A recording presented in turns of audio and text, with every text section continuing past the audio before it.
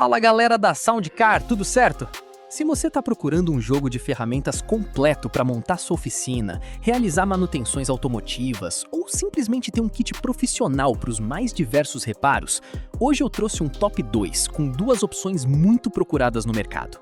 Como sempre, os links com os melhores preços estão na descrição e também no comentário fixado.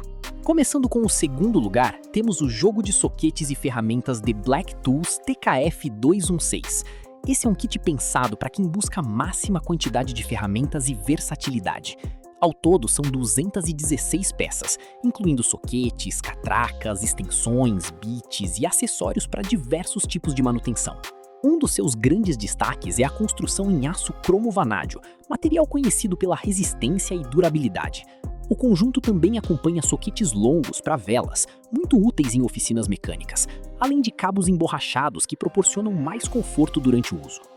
Outro ponto positivo é a presença dos 3 encaixes mais utilizados no mercado: 1/4, 3/8 e meia polegada, permitindo trabalhar em diferentes aplicações sem dificuldades.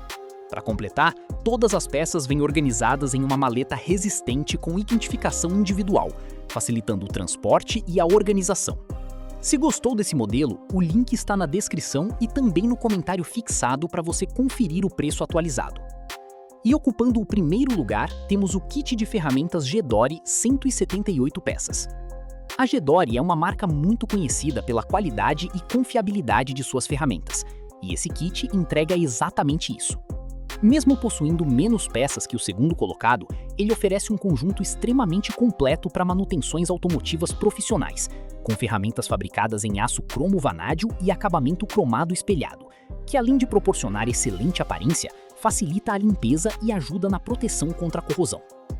O kit conta com os 3 principais encaixes utilizados no setor automotivo, diversos soquetes, extensões, catracas reversíveis, soquetes para velas, soquetes de impacto, bits especiais e ainda um conjunto de chaves combinadas com catraca.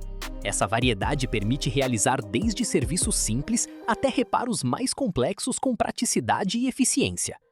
Além disso, todas as peças acompanham uma maleta organizadora robusta, tornando o transporte e o armazenamento muito mais seguros. A combinação entre qualidade de fabricação, variedade de ferramentas e tradição da marca faz deste o kit mais completo do nosso comparativo. Se você gostou do nosso primeiro colocado, o link também está na descrição e no comentário fixado para conferir a oferta. Resumindo, o The Black Tools TKF216 fica na segunda posição por oferecer uma excelente quantidade de peças, ótima versatilidade e um excelente conjunto para oficinas e uso geral.